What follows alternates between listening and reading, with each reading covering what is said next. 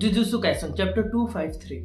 Finally, Sukuna is going to show the power that he has been holding for a long time. As we see in the end of the previous chapter, his monster-looking shadow. In upcoming chapter 253, we can see the full transformation of Sukuna because he is currently really weak and really needs to do something as soon as possible. Fans are expecting full transformation, but it could be possible that he is going to show only glimpse of his new form and then again continue fighting in normal form. Why he is going to do this? Just to show that if Maki or Yuji or any other think that they are overpowering Sukuna, they are completely wrong. He can kill them anytime by using his full power, but he is still trying to do what he can do in his current form without using his full power. And it can decrease the confidence of Maki and others, and they will start self-doubting whether are we really doing anything here or he is just playing with us. But the reality is Sukuna is actually struggling against them because of soul splitting katana damage, and also his heart is completely damaged. He has to make sure that his heart is constantly working. Meanwhile, he has to focus on fighting as well. He already did in the past when he was in Yuji body.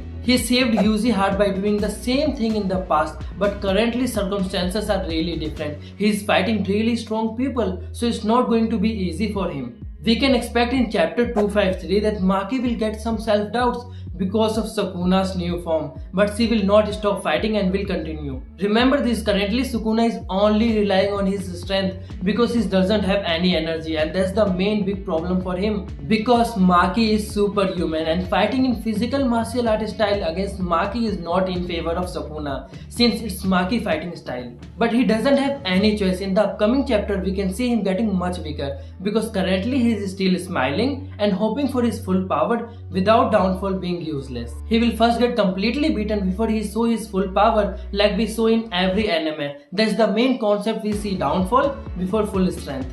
We will see some tricks of Sukuna in chapter 253, and that's his last try to win this battle. If he fails, then he will have no choice but to go in monster form. Sukuna has some pride and attitude, showing his full power to Maki is still like defeat for him. That's why he is holding his power and trying to win without that. As we already know, Sukuna compared Maki with Mohoraga, and we know range attack doesn't work on Mohoraga. That simply means that they both gonna fight in hand-to-hand combat style. In the previous chapter we saw it was really hard for Yuji to heal his body because he is not able to concentrate, but in this chapter we will see him concentrating. He will heal his body in chapter 253 only, and it's possible that in full chapter 253 we won't see him fighting. He only focus on healing himself. Even though if he recovers somehow in the upcoming chapter, which seems difficult, he will join the fight only in the end of the chapter. So full chapter 253 he is not going to fight, and in the end of chapter 253 you can see some scenes of Yuji Itadori. We all know that Yuji is the main hero of this show, even though Sukuna and Gozo and after that Yuta and currently Maki is taking all the spotlight.